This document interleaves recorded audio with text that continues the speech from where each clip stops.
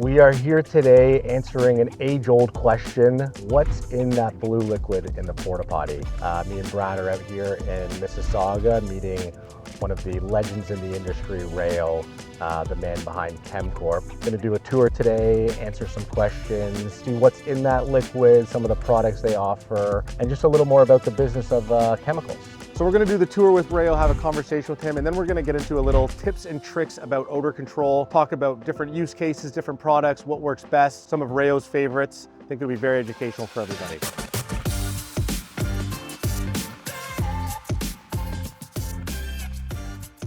All right, guys, arrived at ChemCorp. Let's go in and meet Rayo. Rayo. Hey, how are you, man? How you doing? Good to see you. We are here with Rayo today, the man behind Johnny's Choice by ChemCorp, Johnny's Choice, whatever we like to call it. Sure. Would love to just find out a little bit about how you started, what's your role. So ChemCorp is beyond my time.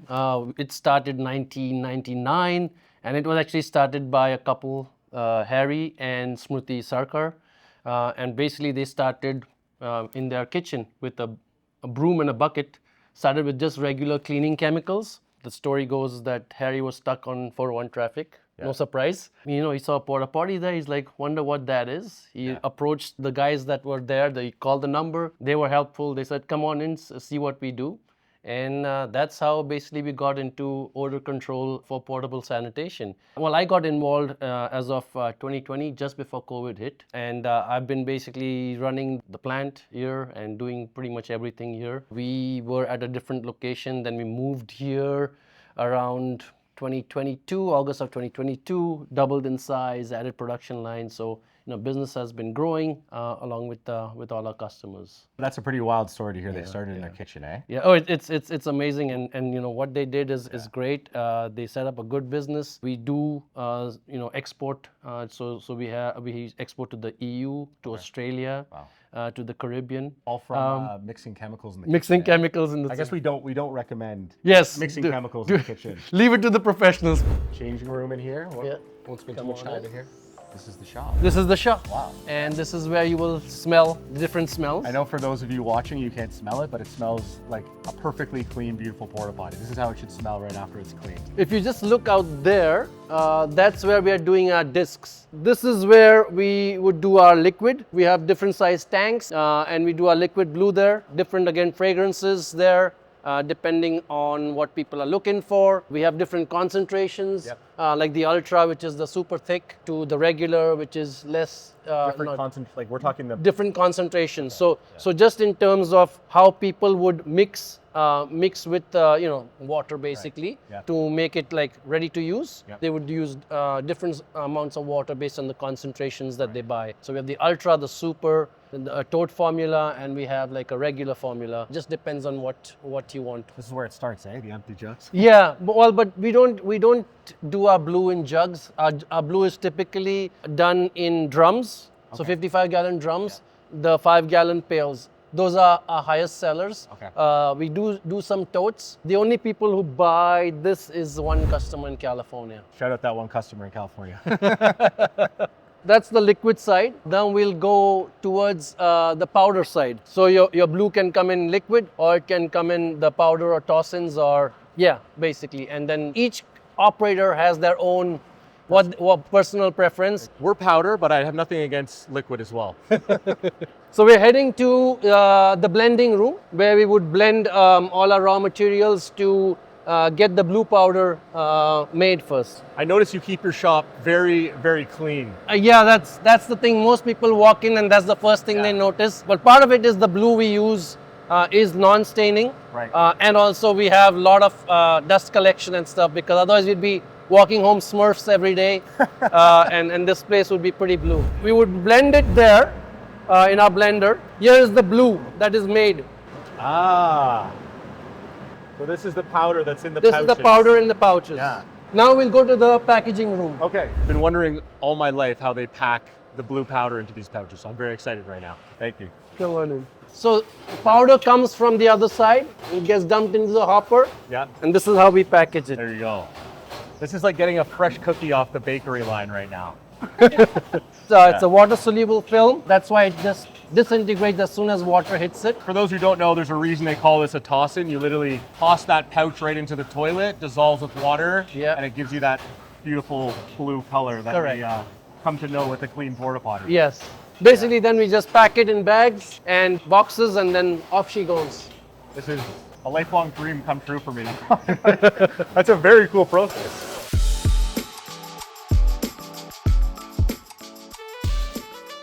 We do some other products too, but I would say we are mainly focused on odor control. Odor control. That's our bread and butter. That's what we do, and that's we want to keep it that way. We just grow in that and see what else. It's a good smell for an odor control place. Yeah, Like good. You're doing something right I'm there. glad. I'm glad. All right, guys, we concluded the shop tour, and one thing we really wanted to do while we're here and had Rayo's very precious time is to do a little educational component on odor control, about the chemicals themselves. Being in the business, we have a general idea, but honestly, after talking with you, there's a lot of stuff that we would kind of like to learn how it works and different processes, etc. One of the questions that we had, and I think people in the industry would like to know this, is how does the odor control actually work? So odor control, either whether it's liquid or whether it's the toxins, they have their active ingredients, they have their color, they have their fragrances. The big thing I always say about when people are thinking about odor control is to think about, I'm going to just quickly write this down. So you have to think about it in terms of like weather, you have to think about usage, you have to think about service, and you have to think about application. And I'll explain each one of these. WUSA. WUSA. WUSA is WUSA. that's, So the acronym for odor control. I like yeah, that. right. So we can talk about weather. So again, summer versus winter. Summer being extremely tough on anything that you put in there. You have to think about summertime, whether you're going to use one pouch versus two pouches versus three pouches. And I'm saying that because at the end of the day, what is most important for people and operators is the cost of service. What costs you more? Your fuel, your service guy, your truck. It's not the price of the chemicals. So if you are going to say, oh, you told me one pouch for the summer and you're going to stick to that, well, guess what? In 2 days you'll have to go back and put another pouch. So you may have to, depending on weather, and I'll tie it into usage, because usage also drives how much chemicals you would use. And all this applies to whether it's a toxins or whether it's a liquid. In the liquid, your dosage would go up for the summer. So that drives that. Usage, as I mentioned, again, if it's high usage, more chemicals. If it's not, if the usage is just regular, normal, you can even dose it down. In terms of service, so it's important that people service their porta potties or clean their porta potties correctly, and don't take shortcuts there, because anything left behind will impact your chemicals that are trying to do the odor control. How you do it, how often you do it, does impact how your chemicals react. In terms of using cleaning chemicals, so something like bleach, if you use a lot of bleach in your cleaning, you could end up turning your blue into green. So the blue colorant gets impacted by something that's like bleach or something that's very, very on the base side. Okay. So it impacts the pH value of your chemicals that you have put in there, and that can say, and you'll say, oh, it's not working because it turned green. Because green is a sign that it's either been overused or it's time to service. But sometimes if you use these chemicals, they counteract your dye or your odor control active ingredients, and they will not work. That's super interesting, because those of you who are in the business, when you see that green liquid pumping through, that generally is a sign that the unit's not serviced. I didn't know that bleach had that chemical reaction to actually turn the blue liquid green. And the last is the application. So make sure you're using the product or the odor control product correctly. I hear people say, oh, it was hot. I wanted concentrated odor control, so I reduced the amount of water I put in the pot. That's the last thing you do. When we say 5 gallons of fresh water or 20 liters of fresh water, that's what you need to stick to. You don't just take it upon yourself to cut it to 10, because the chemicals need the extra water to work. Otherwise, they will not work. So stick to what the odor control company is saying as the way to apply those chemicals for odor control. Right. So I would stick to, WUSA or WUSA when you're thinking about odor control and chemicals. Adjust your plans accordingly. That's great. Is this your own acronym that you made? Yes. Is it really? Yes. There you go. Rayo's got his own acronym. I love that. You touched on a lot of different things there, but the weather, if we want to get into that one, because we deal with it, especially in Canadian environments where you have a very cold winter, a super, super hot summer, depending on where you are. Yes. And that odor control, come the very hot months, can really get impacted by that weather. I know we put in 2 of those blue shots toss-ins, as you saw, and we found this summer that it made a world of difference. But if you want to touch a little bit on the heat and maybe dealing with some of that odor control. So summer is tough on any chemicals that are out there. It doesn't matter who made them. It's just the nature of I guess the heat, temperature, and the waste, human waste. But what people do is in addition to the blue, they also focus on other items that can help them enhance the smell in the porta potties. So things like the discs that we talked about. People hang those just to kind of help out with the smell. People have other products that you kind of just spray around like a Febreze kind of product, but related to our industry. Just anything to just help and enhance, so that you're not focused only on the chemicals, because it's summer is just a tough time. On the winter side, it's people kind of tone it down, which they should, on the chemicals, because there's the temperatures do help. And I think for the Canadian winters, a lot of people use brine solutions to just so that there's no freezing of the porta potties, because apparently it's a mess if it does freeze. Yes. So on the brine side, the liquid odor control works not too bad. On the pouches or the toss-ins, you have to help it a little bit. It doesn't disintegrate or dissolve as easily as in the summer. And part of it is just that the brine in the water doesn't work the greatest with the water-soluble film. So what we tell people is just poke a hole or just cut and help it a little bit. Once the chemicals are out of the pouches, then it's not a problem. Then it works fine. It's just helping the chemicals get out of the pouches. I remember our first winter, I threw the toss-in into the brine water and was very confused for a long time. I kept spraying it, but rip open the bag a little bit, yes, help that powder get out and get into the unit. Now that you say something, I need to correct you. So okay. So the right application is you clean your tank, you put the pouch in, and then you dump water on it. That's not the other way around. That's what I do. Yes. Because otherwise you'll get the floaters, right. and these are floaters of the pouches. The pouches will float for a little while before they get different kind of floater. Yes, exactly. So definitely put the pouch in and then dump the fresh water on it, because it'll really help disperse the chemicals well. Powder versus liquid. Is there a preferable solution? Just maybe what's kind of the difference between the two? It is totally dependent on the operator. I have customers who swear by liquid, and I have customers who will swear by the toss-ins or the powder, and they will never switch. Each one has their own advantage, disadvantage. So liquid allows you to manage your concentrations well. You could have toilets that need a lot more concentration and ones that don't need. So you can just kind of dilute it to what you want and what works for you. And so that kind of helps on the cost side.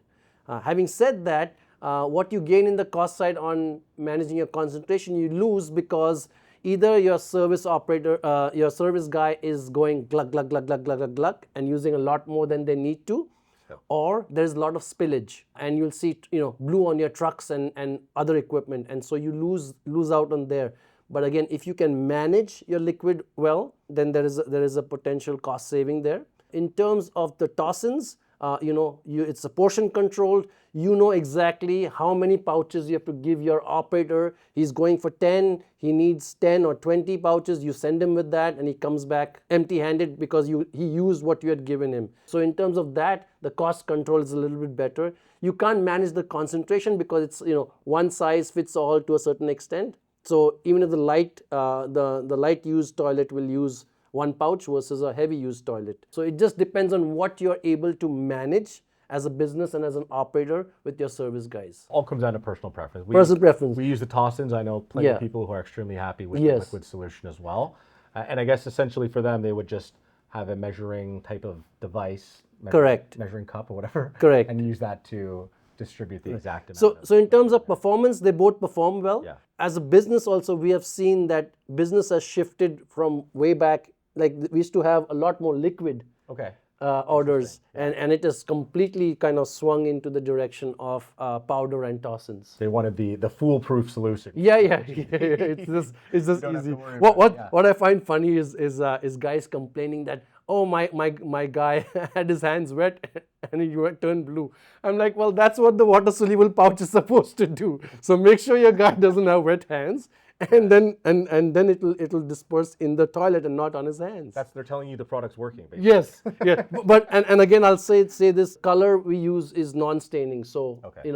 that it does come off after a couple of washes. It does come off. It will happen where some glue will get spread on the Yes. concrete or whatever. But you can wash it off. Never had an issue with You can wash it off. the chemical stain. Yes. Why the blue color? Is it just this is the standard color that we always see? I don't see any other colors in any of their porta potties. Do you know why there's the blue color? I guess part of it is just blue looks better, and the deep blue that the industry uses just hides stuff much better. Right. And blue just gives this feeling that it's environmentally friendly. It's it's water at the end of the day. The blue maybe fits with the blue water, okay, and then it hides. Yeah. It hides the. It makes sense. That's probably the most appropriate color to use. But I don't intend to change that or try that either. you ever thought about doing like a red or an orange for Halloween, maybe? Christmas No. colors? Or St. Patty's Day green. There you go. I think that's we might be onto something. One of the questions you brought up with us was the enzyme versus bacteria products. Can you dive into that a little bit more and give us a little rundown? Most of the products out there are just chemicals that are working with the odor-causing bacteria. But there are also products there that use enzymes or bacteria-based active ingredients. And what these do is that they also work with the bacteria, odor-causing bacteria. And basically, the issue with these is that it takes time. So they basically multiply and colonize. Once they get to a certain number of bacteria or enzymes, then basically they are able to fight the odor causing bacteria.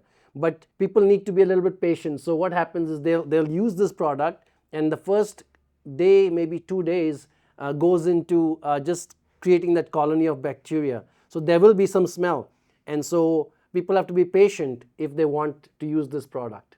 Because once the colony builds, then it's pretty effective. But to wait to getting that colony building is where the problem becomes, because people are complaining, saying, "Oh, it's smelling, it's smelling, it's smelling." So it's the patience. It's a tough sell to tell your customer just wait a couple days. Yes, it'll be yes, less smelly. yes. And so I think that's probably why you don't see a lot of it being used. Okay. We do have 1 or 2 customers that use it. Okay. It's more kind of on the farms. Okay. That makes sense. And environmentally, I would say it is a lot more greener than what we use. Although our products are green, because at the end of the day, the amount we use and what comes out at the waste level when you're actually pumping it out and taking it to the wastewater treatment, really all those chemicals have been used up. Really, there's not much left. Right. Okay. Yeah. So on like a portable toilet side, customer facing, probably want to go with the fast acting, which is Yes. right. And if it's events and stuff, you do not want to try. There's no time to wait for the solution to work. The event's over and 10 more. Yeah. All right, we got to ask you this because it's probably one of the more pressing comments, concerns, questions from customers about porta potties is odor control in the summer. I would love to hear your kind of number one tip that you'd recommend to all the operators out there. Sure. So definitely consider the WUSA application. As you're thinking about odor control in summer, think about enhancing your chemicals with other odor control products that are out there. And then the last I would say is fragrance rotation. So people or humans just get nose blind when they keep smelling the same smell over and over again. So if it's mulberry, sometimes they're like, oh, it's not working. Well, it's working. It's just you can't smell the difference. And so we recommend fragrance rotation. So use mulberry for some time, switch to grape, or if you're using cherry, switch it to bubble gum. Just keep switching it every 2-3 months, just so that people are they can feel the freshness and the difference in smell, because Yeah. there'll be times like, oh, it smells so good. Well, we didn't really change anything. We just changed the smell, and it works. It's simple, and I would recommend that folks do that. And again, somewhere anything to kind of just add and help the blue chemicals that are actually trying to do their trick inside the porta potty. That's honestly, I think we may try this next summer. I like that. And lastly, if you have to pick, what's your favorite scent of all of them? So on the toss-ins, mulberry, people love mulberry. Can't go wrong. On the liquid side, bubble gum is very strong, and on the discs, I think all our smells are really strong. I know if you've come to any of the shows and smelled the samples, I don't even have to like ask you where you are. I just smell and just follow my nose towards your booth. they do work pretty good. Beautiful. Rayo, we really appreciate you having us here. That was very interesting. I've wanted to do this for a long time, so really appreciate you having us and showing us around. Perfect. Thank you for coming, guys. Really appreciate this. Thank you.